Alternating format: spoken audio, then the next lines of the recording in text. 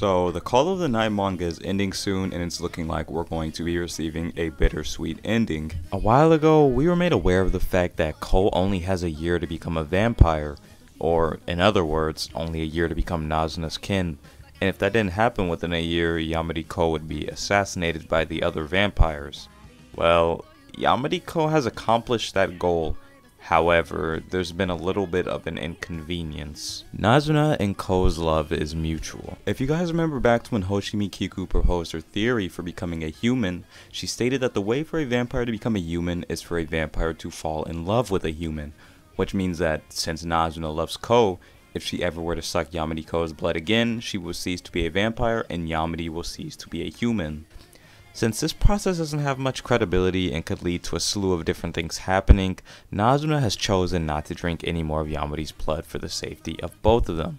However, this also comes with its own issues. If Nazuna continues to not drink any more of Yamari's blood, that's fine, I guess.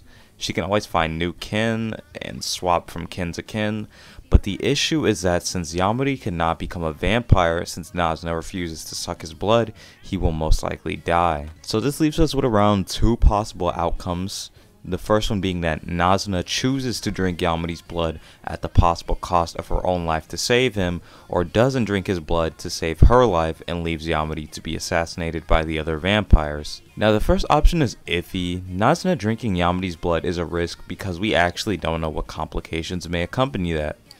When Hoshimi Kiku drank Mahiro's blood and presumably returned back to a human, she still passed away.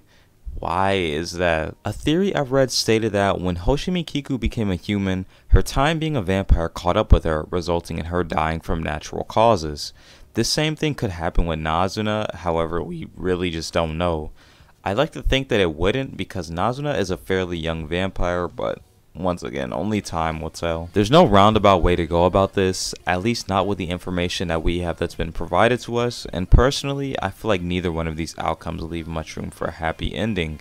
So, it's looking like we're going to be receiving a sad ending. I do believe though in these next couple of chapters, we will be provided with some significant information that will open the possibility of a third option, aside from either one of the main characters getting killed. I'm not sure what that option may be. I'm about 99% sure we're going to get numerous plot twists, a lot of maybe even plot armor in Ko's case, but I'm sure that something will happen. I highly doubt that this show will end on a bad note. It just doesn't seem likely after all the events that have led up to this. So that's like kind of my take on it, you know.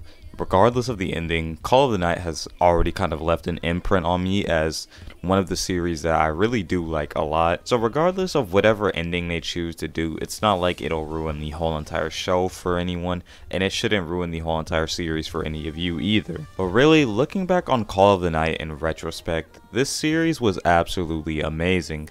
We got some of the most unique characters, we got some of the most unique aesthetics, some of the most unique settings, things of that nature, and really it's really great seeing that Kotoyama's works have improved this much over the years. From going from Dagashikashi, which was already a great show in its own, to Call of the Night, it's like Kotoyama is just dropping straight bangers back to back, and I really can't wait to see what their next work will be. That is truly something that Kotoyama has earned my respect for. Kotoyama somehow manages to still keep the anime scene creative, and you know, I really applaud them for that. Creativity is something that the anime manga every scene is losing. Not to say that there aren't any creative works surfacing around, because there definitely are. I just feel like we're seeing a decline in creativity to some extent, and we have been for a while now. With that said, I don't intend to go on a rant about how creativity is something that's being underappreciated these days. Anyways, that's all I have to say, you guys. I'm gonna make a follow-up video on this when Call of the Night, you know, actually finishes, or we get some information I can make another video with and see how far off the money I was. Thank you all for watching this far, and I'll see you guys in my next video.